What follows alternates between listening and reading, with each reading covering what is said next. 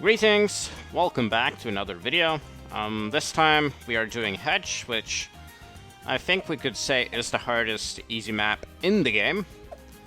It's definitely like, I think for most players, this is the hardest, and I kind of always dreaded this map when playing it. Just kind of a weird one in a way, and as the name implies, is basically you have a huge, well, hedge here that prevents you from seeing the entire map, meaning that you don't get as much control of the map, and it doesn't seem like you have such a huge amount of, let's say, space to work with. So it is definitely one of the harder easy maps, but it's still not going to be a very difficult map, just because, again, you have only one lane. And towers that only, or maps that have only one lane are always going to be fairly simple to do, more or less regardless. So this is no exception. With this one lane, it kind of allows you to use the Apache Prime strategy and just win instantly because of that. So it's not going to be very complicated to think of something that's going to beat it, but anyway, enough chit-chat. I think it's time that we do get started. So, I'm gonna throw in the mage here, because what I want to do for this map, specifically, is that I want to use an Archmage. And the reason why I think the mage is a decent tower for this map, specifically, it's always gonna be kind of decent, but for this one, what I like is that it has the ability to see over obstacles. So in case you didn't know that, the mage will be able to do so. So once we do get the arcane mastery upgrade, you can see that the mage will perfectly be able to see over this hedge.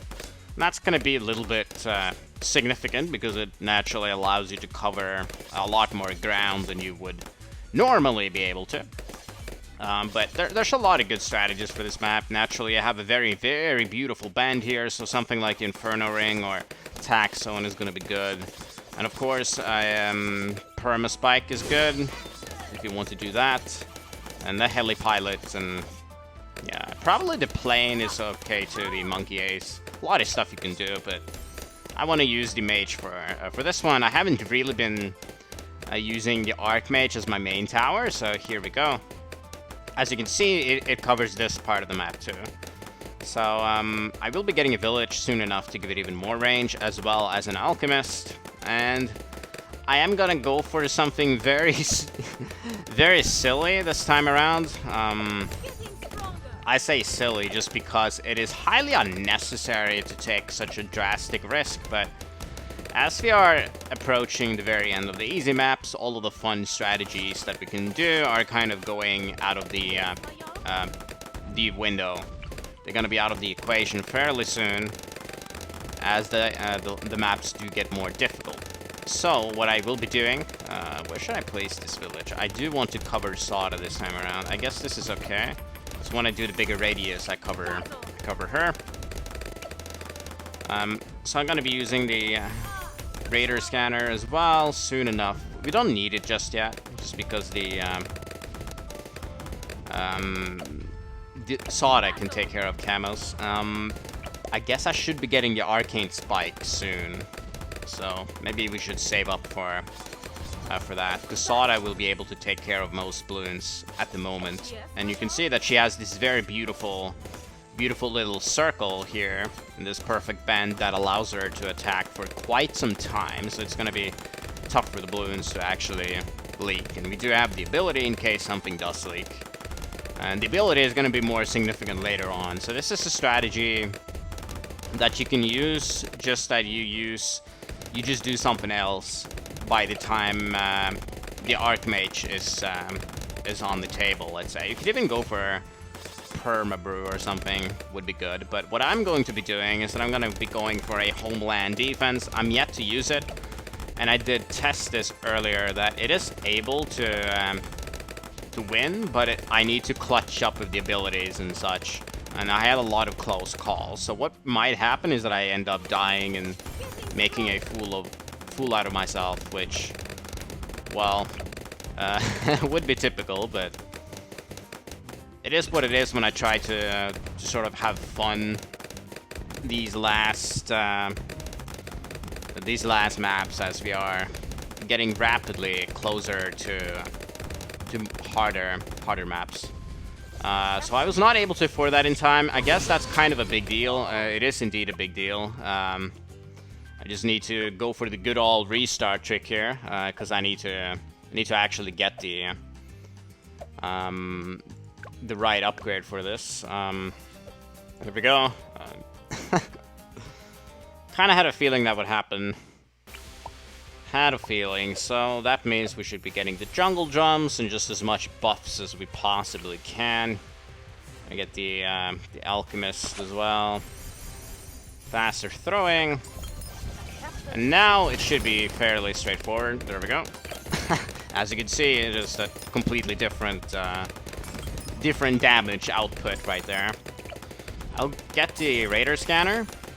So I need to save up for the arcane spike though. We do want to get that as soon as we can, but yeah, I think earlier what I did was that I did not get the village until later. I got the arcane spike instantly, so I saved up the last $1,000 I needed or something, because I did spend like $1,500 or something, and that would have made me afford the arcane spike.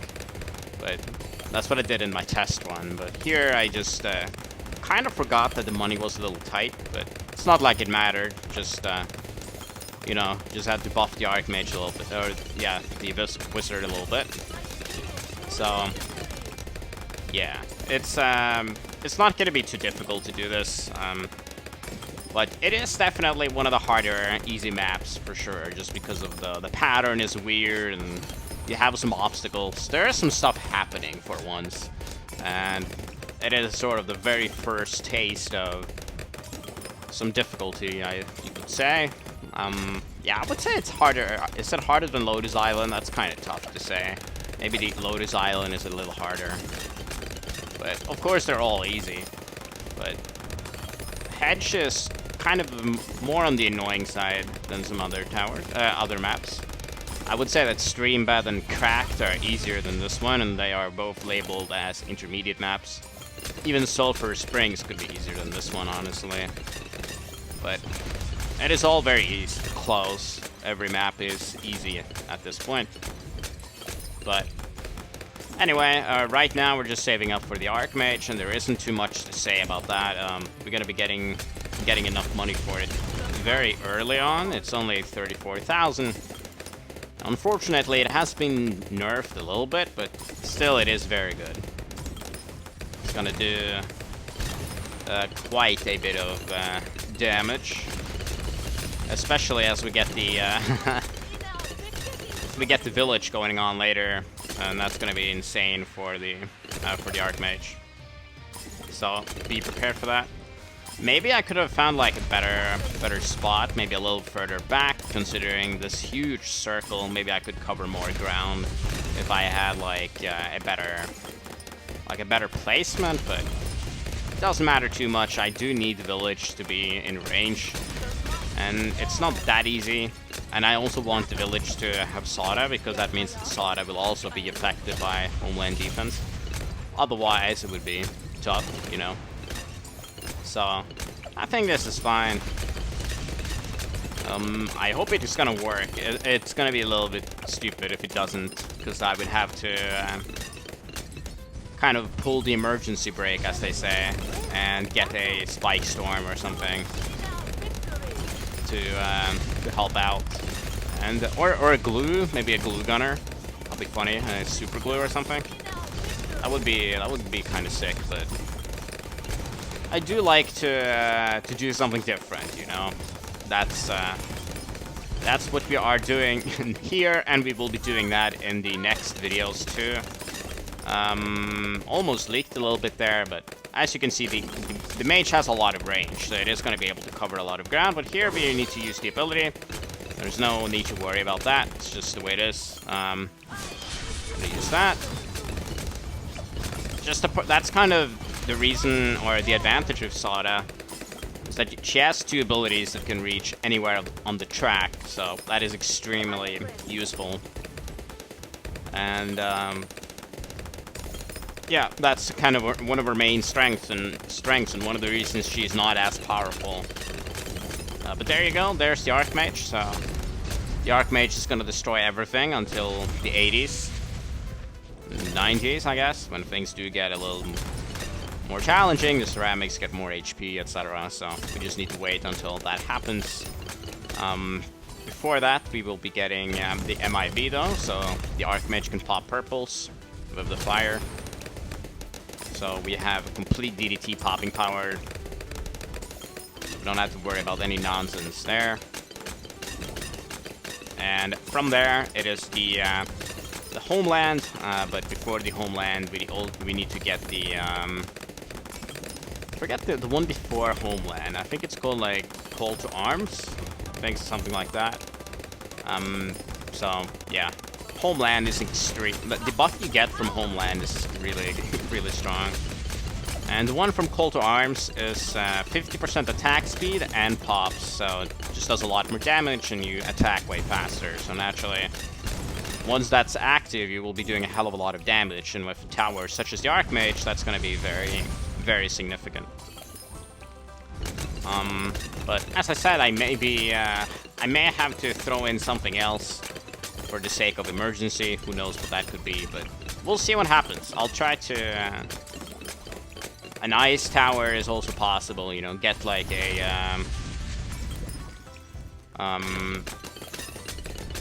Arctic Wind or something, or Snowstorm. What is the final upgrade called? I even forget. It is Absolute Zero, yeah.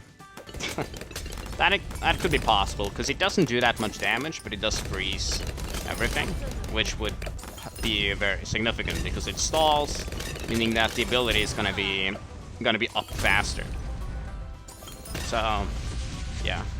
If I weren't doing this, by the way, I would probably just recommend just something that does damage. It could do anything, really, of a strong tier 5. The thing with the village is that it's technically not an upgrade, right? It doesn't do damage. It only does damage once an ability is active, which means that it is unreliable in the sense that you need to have it active at the right time. Otherwise, you will be leaking a bunch of bullshit like DDTs and COMGs, but mostly DDTs, or some random ceramic or pink that leak, you know, very typical. So there you go. So round 78 here. Gonna see. Yeah, well, there isn't too much to say. Just destroys everything.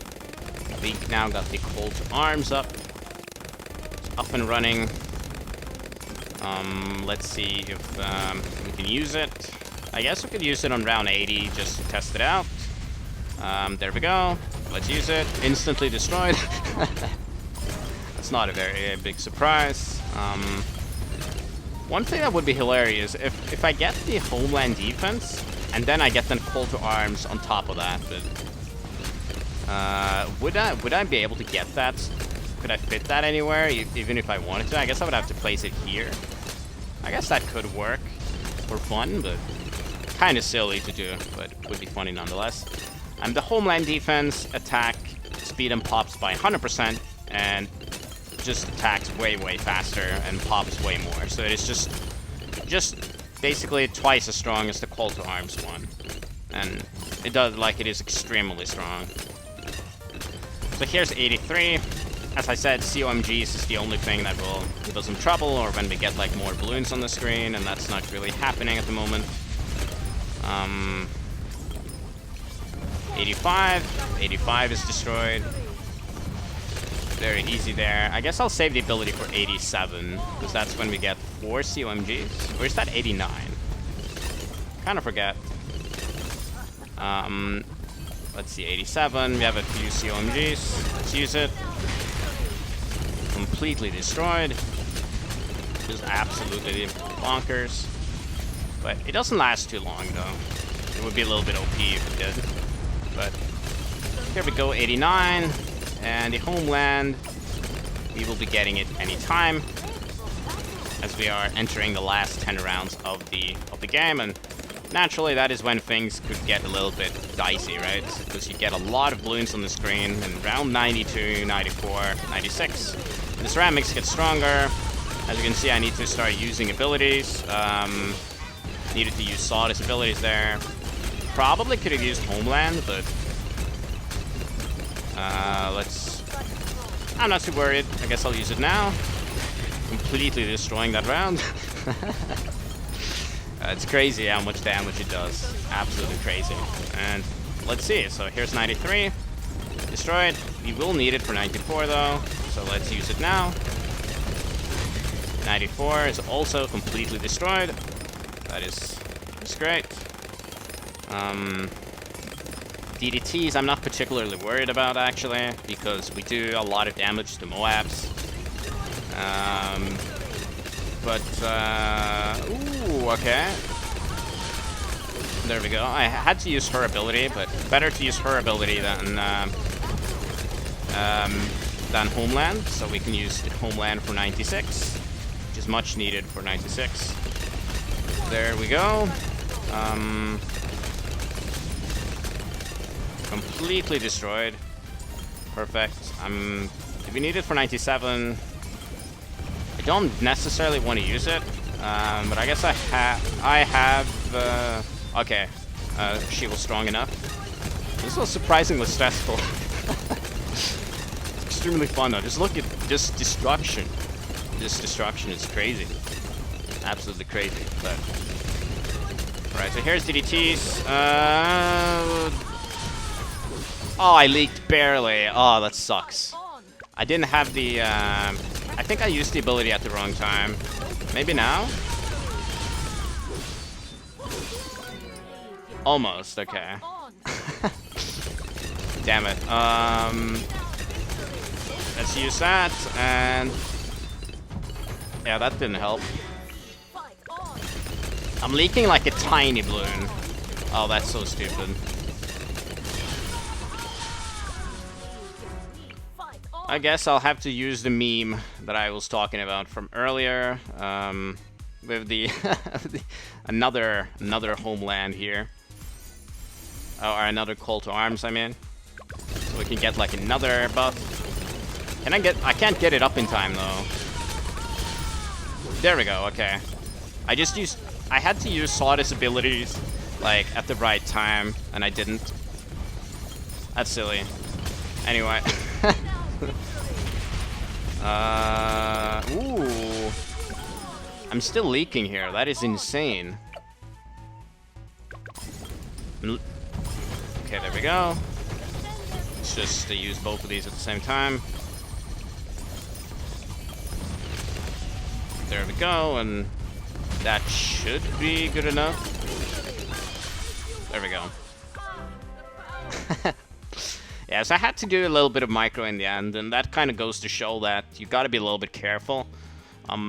Just so you know, there's a lot of stuff that you could use to tackle this stuff. I had like 40,000 extra dollars. Probably the absolute easiest thing to do would have been to get a spikestorm. I didn't mean to restart, but yeah, would have been to get a spikestorm, or you could get like a glue.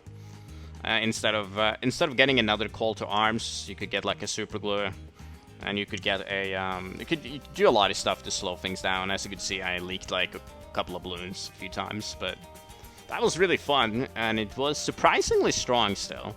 I just have to be better with my ability usage, I guess.